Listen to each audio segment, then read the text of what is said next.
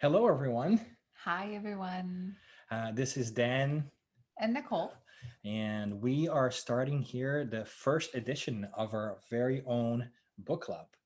And this time around, we are going to do 2,000 years ago.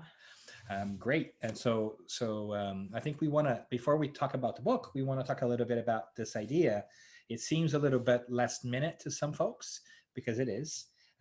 We do a book club here at home, and we like talking about the story. And we mentioned it to a couple of people, and they say, "Oh, I really wish I could be there, but I can't make it."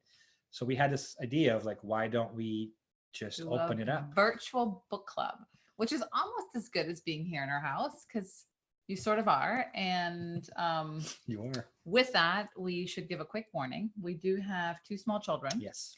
and we're recording this live and actually recording it after our kids have gone to bed. But any of you out there that have small children, you know, children wake up. So at any given time, you might just see one of us. We might get visitors, or we might get visitors. So that's just a little bit about our life, but we welcome you to our house. We're excited to talk to you about this book, which was written in 1939. 1939 by Francisco Candido Xavier. Uh, and maybe you want to talk a little bit more about the book. You do a really good job at that. Oh, sure. I can try to do that. So this is a great book. It's a novel by the spiritual author Emmanuel, and it was psychographed, as we like to say in Spiritism, which means it was written to automatic writing by the medium Francisco Xavier that we talked about. And it never ceases to amaze me that this book is from 1939. It's 80 years of age. And it's a wonderful story about Emmanuel himself. And we can jump straight back into our introduction in a little bit. But we picked this book because it's been a very long time since I last read it. I'm talking about more than 15 years, I think. I've had a really different experience with the book. So, full transparency, part of the reason why we picked this book is because I have now read chapter one probably 4 or 5 times, and I just can't get past it. I actually get stuck in the introduction, which Daniel finds moderately interesting, and I have found incredibly hard to get through.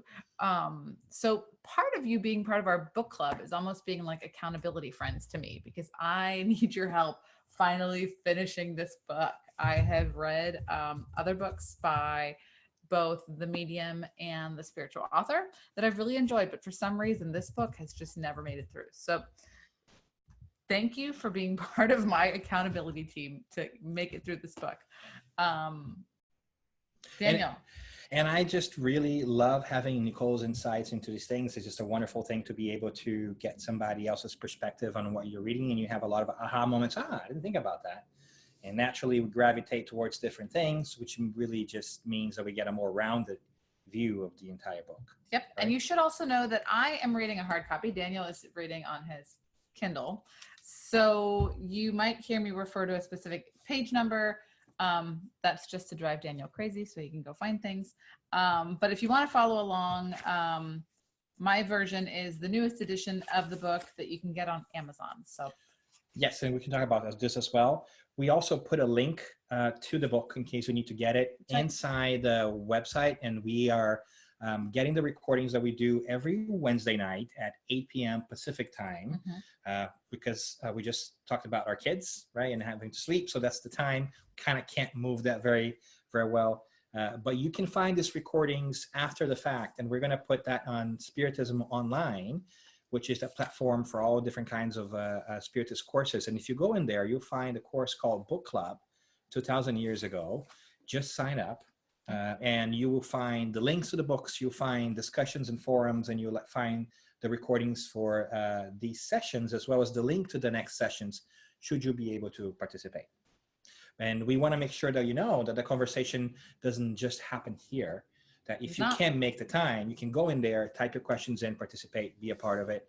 We really think that this could be a rich experience when everybody participates. Yep. So hope you can join us. My question, again, having read the introduction and chapter one multiple times. I don't know. Tell me, Daniel, you know, we have an introduction by the publisher, which is really unusual. I mean, I love reading, but I can't remember a book that had an introduction by the publisher. It's a great question. Great point, actually.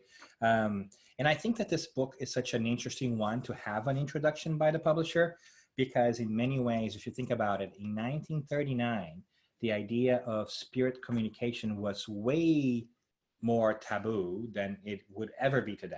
And so I think that clarity is really interesting, because it kind of helped me connect to the book a little bit, because the introduction is about why this book came about and who this book is about, right? So we know that the author is Emmanuel, and that this is a novel. But what we sometimes miss if we don't get that introduction, that this is actually a novel that is not an invention of fiction. This is actually a recounting of Emmanuel, the author's real life 2,000 years ago, at the time of Christ. And that's why I find it so interesting, because I think it draws you in that the author is saying, let me show you how my life was and the mistakes I've made. So maybe you can learn from this. Yeah, which I think there's an interesting quote on page 8, paragraph 2, where he says, I shall tell you about the proud patrician Publius Lentulus, so that you may learn something from the dolorous experience of an indifferent and ungrateful soul. You know, just the humility struck me that he refers to himself. You know, here is somebody that, if you follow Spiritism, if you've read other books, Emmanuel is a really enlightened individual. And the fact that he spoke about himself, one in the third person, but as this indifferent and ungrateful soul, you know, looking back at, like, here's who I used to be. I was this indifferent, ungrateful person. And he keeps that humility. And it really struck me that his goal was, on the next page, page 9, first paragraph, was to teach humility and faith to those around him. What a great opportunity. Yeah, and he goes a little bit forward too, and he says, now you will be able to verify the extent of my failures in the past, which is, I think, really interesting, because we all know in Spiritism, Emmanuel as the spiritual mentor to the great Brazilian medium, Francisco Xavier, who really is really well known within the Spiritist community. So we have this idea generally of Emmanuel, this incredible enlightened spirit. And here he is telling us, come into my past and look of how I screwed this up. So that quote, my confession may be a guideline for all. So beautiful. It's a beautiful thing, right?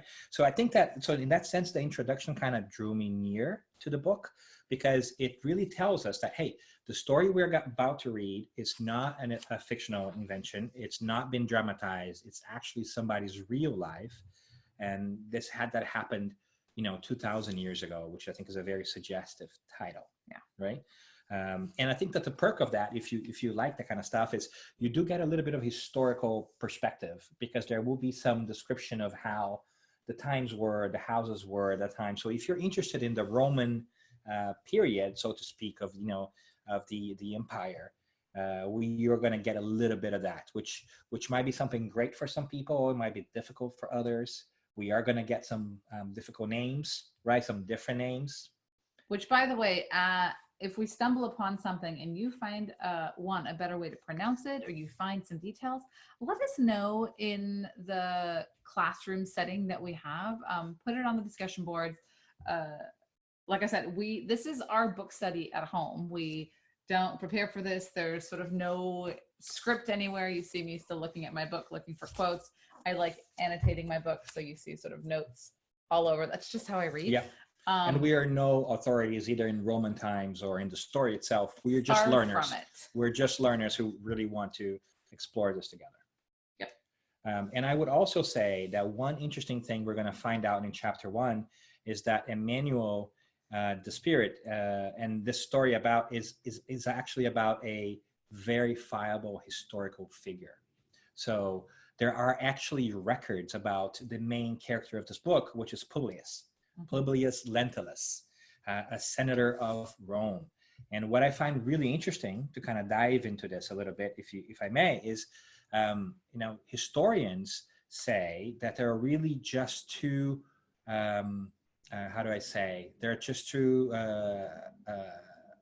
witnesses, or there's just two proofs that the historical Jesus really existed as a person. One of them is the Jewish historian Josephus, who writes about a prophet at the time called Jesus that was doing these things. And the other one is this certain Roman senator who writes a letter to Caesar to narrate his encounter with the Christ. And he happens to be called Publius Lentulus. So it's a fascinating piece because you're actually reading about a historical fact. It gives me a little bit of chills because these are some of the indications that the Christ actually was physically present, that it was not just an invention of a group of people. Conversations for another time, perhaps, right? Indeed.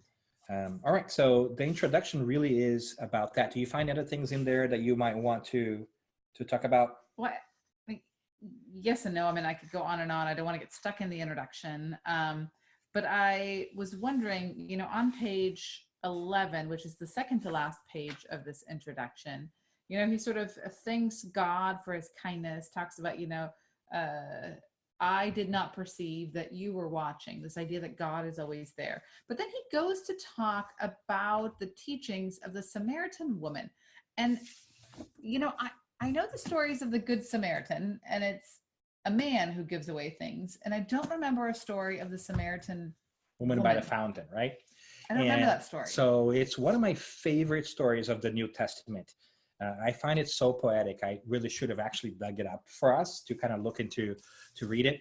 But maybe we can post it in the classroom. Maybe that's a great idea. We should do that. We'll put a link to the gospel so you can kind of read it in there. And I feel like the cool thing to do, like when David, our son, watches these YouTube videos, people always go like, look in the comments for the link. I always wanted to do that. So look in the comments for the link. Hold on, can I do that too? Can I do that too? Look in the, yeah, there you go. For a link to the Samaritan woman. Maybe we can do like an overlay, even in a video later, Tell them the story. But so the story about the living fountain is one of the most, I think, in my opinion, poetic and touching stories of the New Testament, because Jesus is hanging out by a famous old fountain and you might remember in that day, you might recall this in the desert in those days, not that you were there, but maybe who knows? Desert, right? So water is important, and they have this great fountains along the way. And this fountain was a well-known historical fountain where people would go and kind of scoop their water out. And the disciples tell Jesus, hey, we're going to get food and we'll be right back. And he decides to stay for whatever reason that only Jesus knows. And this woman comes, and she's a Samaritan woman, right? So a Samaritan was like an ethnicity that was not very well regarded by the Jews. So it was looked down upon by the Jews. So here's Jesus, who is a full-fledged Jew, and here's a Samaritan woman who comes to get water on the same fountain. And it was a big no-no for men to speak to unaccompanied women, and vice versa, right? There's already like a social barrier there. And on top of that, Samaritan woman, which the Jews regarded as inferior or less worthy. And so in the middle of that, she comes and tries to get the water, and he asks her, hey, woman, give me some water. And she is shocked, and she says, wait, basically, hold on a second. Who are you? Why are you asking a Samaritan woman for help, right? And he comes back to her and says, basically, give me some water again. And she's like, who died and made you boss? Basically, just she has a little bit of like an attitude to her, which I love, right? Sassy, I like it. A little bit, yeah, I think so. And he does that again, and I imagine the energy comes through when he tells her that if she knew who he really was, she would be the one asking him for water. And that the water that he has to give to people is the water that not only quells our inner thirst, but transforms us into living fountains for all eternity, right? So it's a really beautiful passage that says, when you get the spiritual reality and the teachings of Christ, not only will you satisfy all your cravings for understanding and life, but you too will become a fountain for others. So in many different ways, we are going to figure it out that that's what's happening here. And it's a bit of symbolism, right? So here is Emmanuel saying that his hope is to also bring that kind of nourishment for other people in different ways. And I think I just made a connection. This is the great thing about talking about books. Doesn't Emmanuel have another book that's a compilation of biblical excerpts that's actually called The Living Fountain? He does. Yeah, he does. Yes. So right. Interesting. There's a series. There's a series of little books, right? There's like Daily Bread. Living Fountain. Yes. The truth and the path and the way. So that's where it comes from. It's a series of teachings that continue to give it to you of learning and everything else. So fascinating introduction, because it is really about a book. I mean, I can't stress this enough. This is a book published in 1939. This is by World War II. This is like right before World War II. Put that in time. Yeah. Right. So there's lots of things going on over here that are really incredibly fascinating, and we don't want to do any spoiler alerts or spoilers here, but there's going to be so much of the story that kind of unfolds and does different things. And no spoilers. I've only read chapter 1. No spoilers. One of the things I actually did to help me with chapter 1, I found that there was a lot of names, and so I made myself notes on the inside cover of chapter 1 with all the names, because there were foreign names. I was having a hard time remembering them. And maybe as the story goes on, we can put some notes together. That would be really great, because these names, they were like overlapping. They are hard. Yeah, there's like a lot of genealogy, right? There's a lot of different, like who's married to who, because it helps you understand.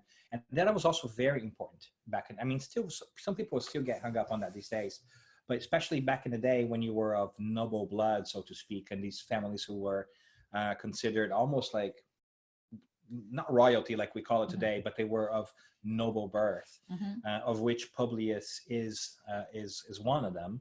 It becomes really important for you to see how also the Roman Empire was governed and how things took place. So I think one of the cool things is if we do that, and we'll post that in the links too at Spiritism Online, is we'll continue to draw those as we move chapter to chapter, so that we don't overwhelm people as well. I think it's a great idea.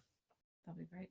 Yeah. Do you want to offer folks a summary of the book? You're always a lot better at being succinct than I am. I mean, of the chapter, you mean? Sorry, yes, chapter 1. Yeah. So chapter 1 is called Two Friends. And this is really when we meet Publius, right, for the first time. And this chapter really is about setting the tone for the whole book. And this is where we meet him, and he's a senator of Rome. So he's a pretty important guy. Senators of Rome were the elite of the Roman Empire, to such an extent that only certain senators of Rome, for instance, were allowed to wear the color purple on their togas. And that kind of sets them apart. And he's a young man. He's probably like 29, maybe 30, relatively speaking. And he's talking, and the whole chapter takes place in his house. It's one big scene, so to speak. And he's talking to his friend, who also happens to be a Roman senator, Flaminius, right? Who is older than he is, right? And it's a really interesting chapter because it sets the scene. It tells about life. We can go into that a little bit, Roman life. But it's about Publius opening his heart to Flaminius about this very vivid dream that he has had, that has had a tremendous impact on him. And it's fascinating because this dream is very vivid, and basically he opens himself up to his friend and says, this dream leads me to believe that I might be the reincarnation of somebody that lived before. So, and he has trouble then reconciling that idea, because obviously that goes in direct opposition to the religious and political ideas of the time as a Roman senator. Because he even says that this is the mumbo jumbo that the Greeks and other people have, I think, about reincarnation. This is not what the Roman gods are about. The talks with servants or something. This is what weak people and weak societies think about, because the Romans don't have time to do that because they are the emperors of the world, kind of thing.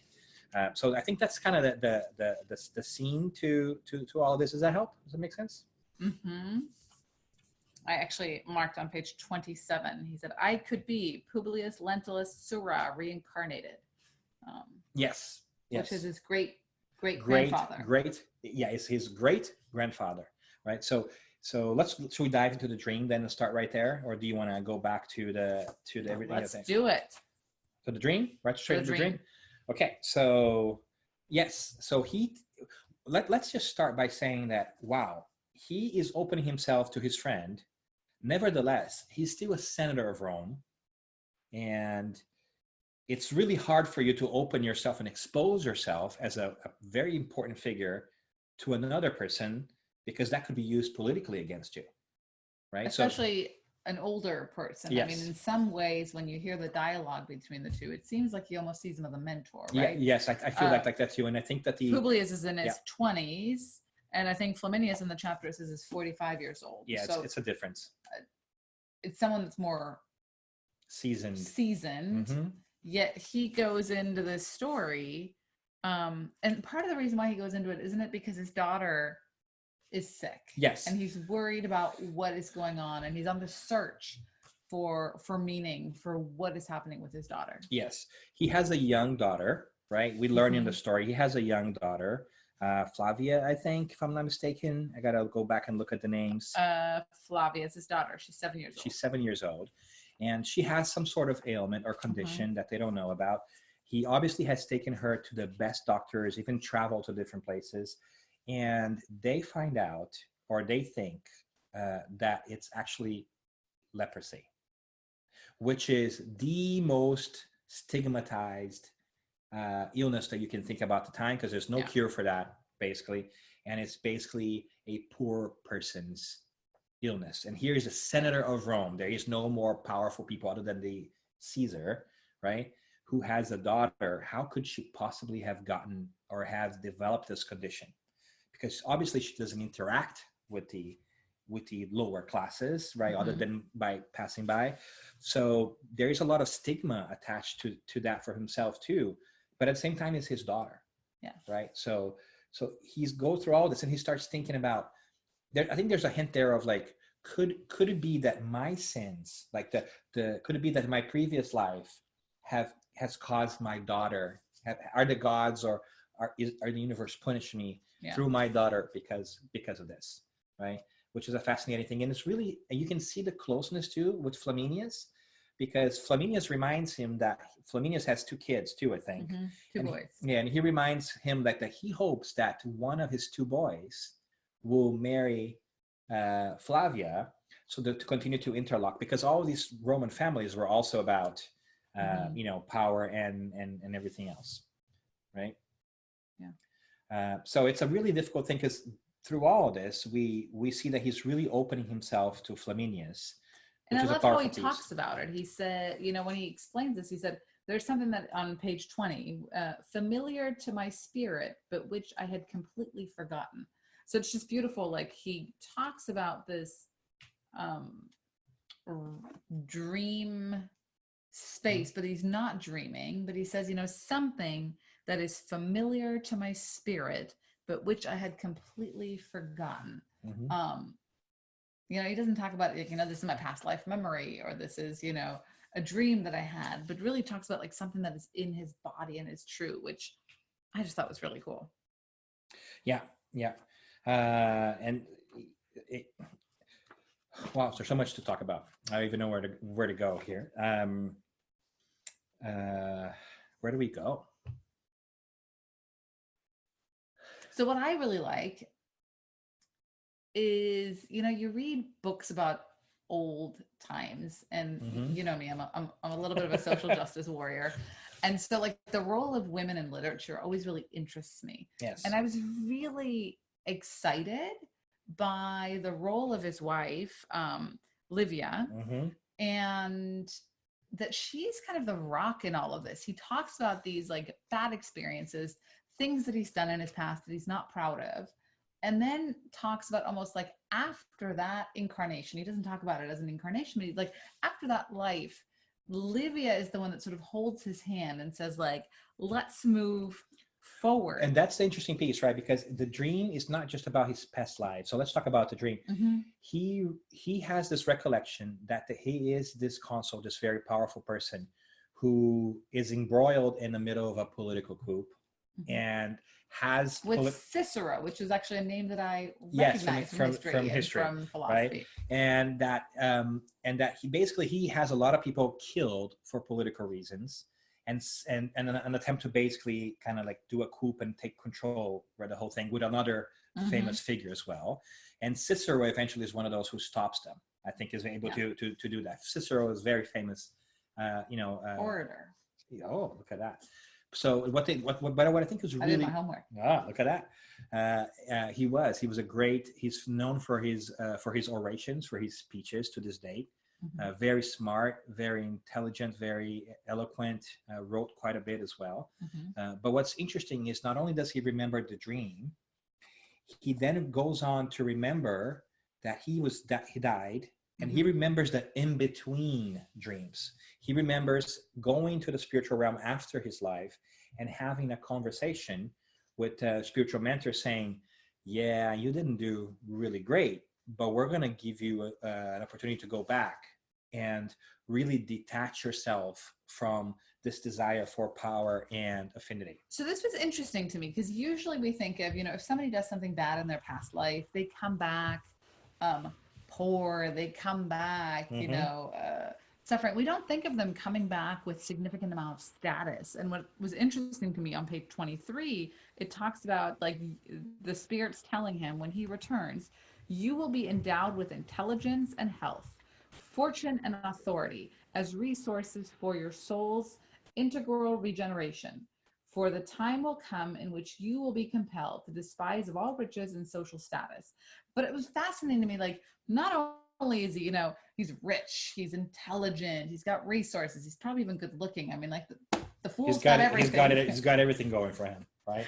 And the spirits sort of say, like, we're going to give you all of this, which is such an interesting reminder of not judging someone's current situation and linking it to their past situation. So often we see somebody suffering or we see somebody not well off and we go, oh, well, in their past life. But here's this guy, and we haven't read very much yet, but I'm assuming that there's going to be some sort of struggle. Yes. And we know that he's done bad things in the past, yet the spirits tell him, you will be endowed with intelligence and health, fortune and authority. Yes. So neat. And because he has to learn how to properly deal with that, because his problem was he's overly attached to all these things. So how can he learn about letting go, right, if he's not exposed to the same scenario again? So in many ways, wealth and fortune is great. It's a great trial.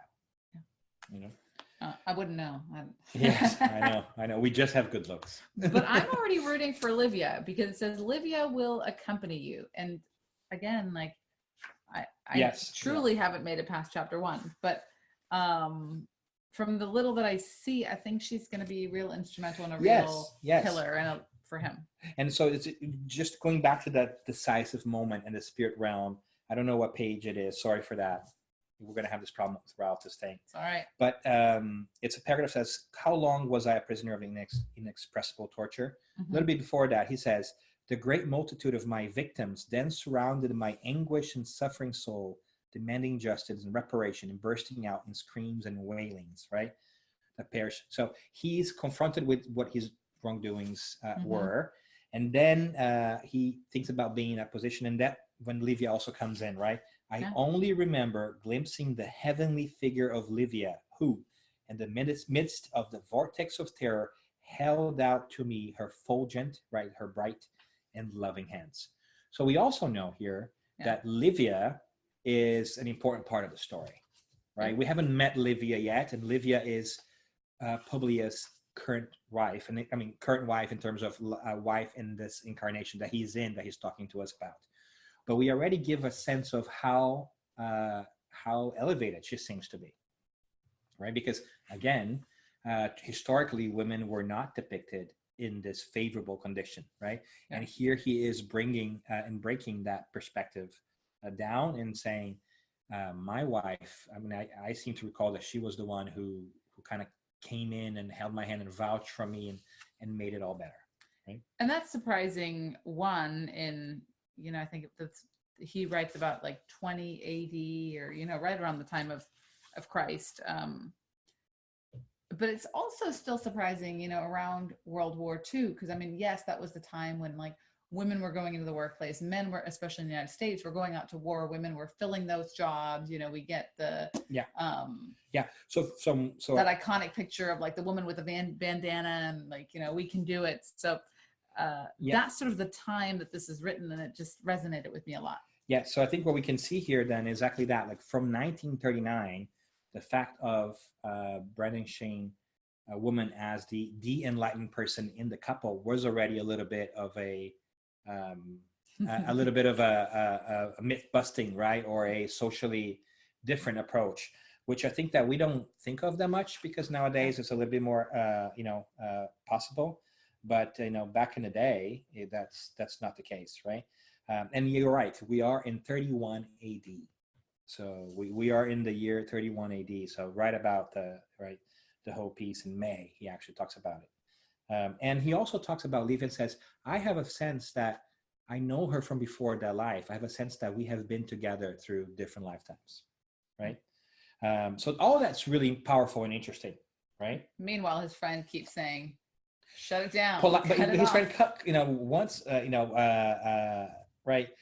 He kind of sympathizes, but he's also trying to bring him back, right? Yeah. And he has a great he got a great quote here earlier on the chapter that his friend says, "As for questions of suffering, we must remember that the gods can test our moral virtues with the greatest threats to the fortitude of our spirit, without our having to adopt the absurd principles of the Egyptians and Greeks.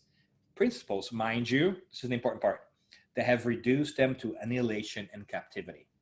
Like, right? So don't go into that hocus pocus, because that stuff has made the Greeks and the Egyptians soft and has made, them.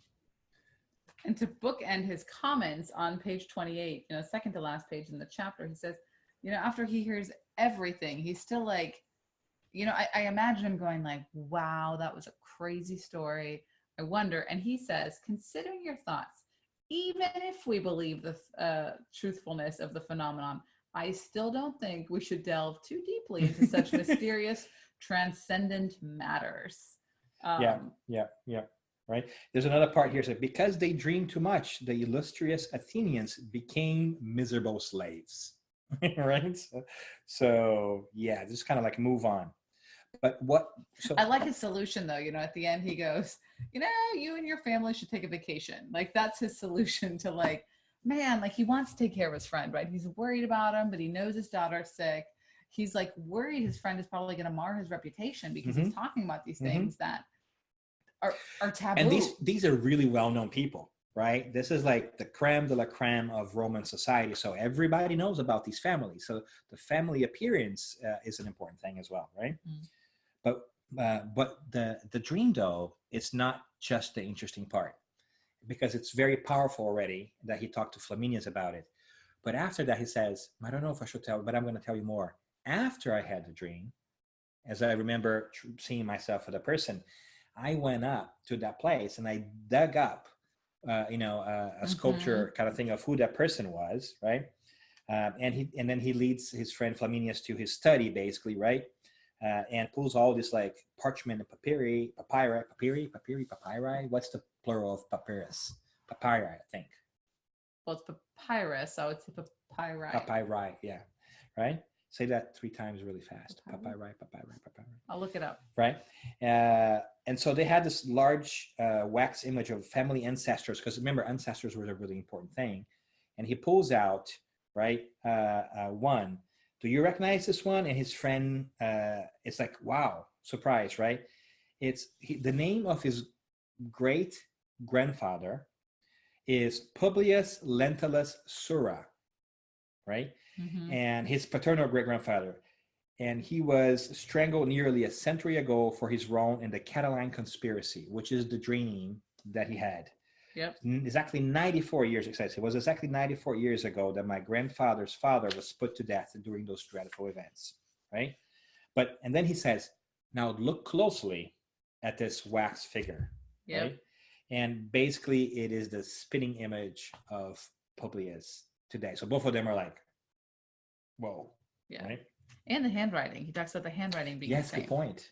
But that was interesting to me. So when I think of reincarnation, 2 things struck me. One is I don't think of people reincarnating in the same family necessarily. No, we don't always think about that. And I definitely don't think of people looking the same. So I got stuck on that a little bit. Yeah, well, I mean, it makes sense too, right? Especially if you're following the same genetic line, that you would,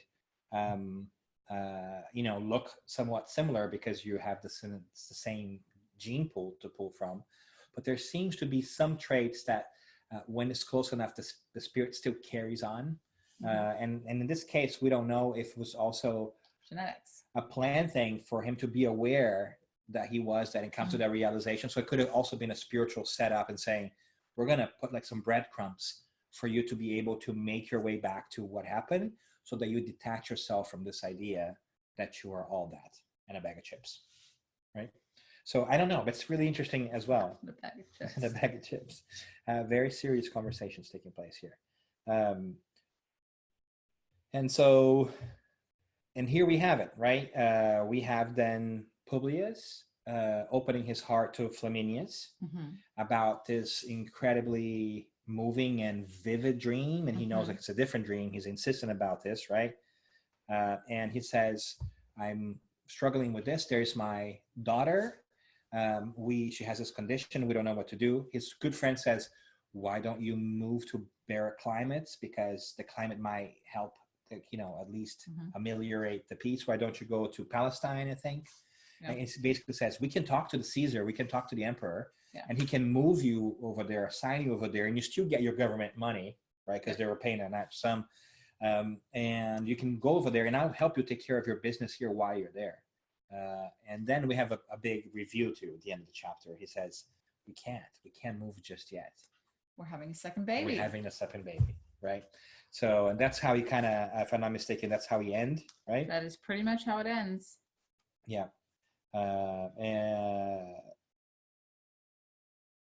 Flaminius said an emotional goodbye to his friend and got into his luxurious litter with the help of his fleet-footed Herculean slaves. And so interesting, right? Remember, it's really like the stuff of movies, right? Like that little bed that they carry on their shoulders, which I guess was the Uber or the Times or the limo at the time in this case, right? And he makes his way out, and we find Publius then just pondering about what's going to happen, which is really chapter 2, which would be next week, and that is entitled A Slave, right? Can't wait. This will be the first time that I will move past chapter 1. Was it painful? Did you make it so far? It was not painful. It was actually kind of exciting. It was fun to talk about it. I'm really curious what you all thought and what you want to know. Give us some feedback. How can we make our book club more interesting for you? Bring your own perspective. What did you like? What did you did not like? You have questions, right? We might do a little bit of different things too. Like one of the cool things I learned I did not know was that there's a description of the houses, and there's the 7 hills of Rome, and his house was in the most affluent area, the Aventine. Exactly, one of the 7 pieces. So you get a little bit of flavor that if you like the history piece. I learned in the book that I don't know if I remember this or not, but that during the day, right, traffic in the small streets was relegated to just pedestrians. At night, you had all the commercial deliveries taking place. So it gets louder at night. So it's interesting to see how like the day-to-day of Rome was, and that his house was fancy. So there's some historical pieces in there that people want to bring that back to us later too, and do some exploration about what is a influvium or a pluribum. Like they have all these architectural terms in there too that might interest some people. It might not interest others, but there's plenty of stuff to dig into for different personalities. So moving forward, we're going to be here every Wednesday, 8:00 Pacific time. The sessions are going to be recorded, so you can watch them later. And throughout the week, you can enter in, go into the site, leave questions, put comments. We're going to post some questions as well. Hopefully task some of you who are going to join us to... What do you mean? What do you mean task some of us? What are you thinking about? You know. The educating her. It's know. It's going to put us to work. Some homework. So I think it'd be really fun to, as you all join us, those of you who want to come regularly, we'll give you teensy assignments, like coming up with some questions for our next discussion, doing some historical research about the things that Daniel mentioned that I would just butcher if I repeat them, but what are the 7 hills in Rome, or how are they different? Tell us more about traffic, just to dig in a little bit more to help us get the conversation started. Would love for somebody out there to volunteer to come to us weekly with sort of a 3-sentence summary of the chapters. Or pull a quote out that they like. Pull a quote out that you like. You saw me just highlighting things and writing things down. So join the work. Don't be shy. If you happen to be in San Diego, just come on over. Hop on over. We'll provide you with snacks. But if you're remote, use this as spiritual food for thought, and we'll hope to see you next time. Yeah, and we hope that you join us in this learning journey. And till next time. Have a great night. Bye.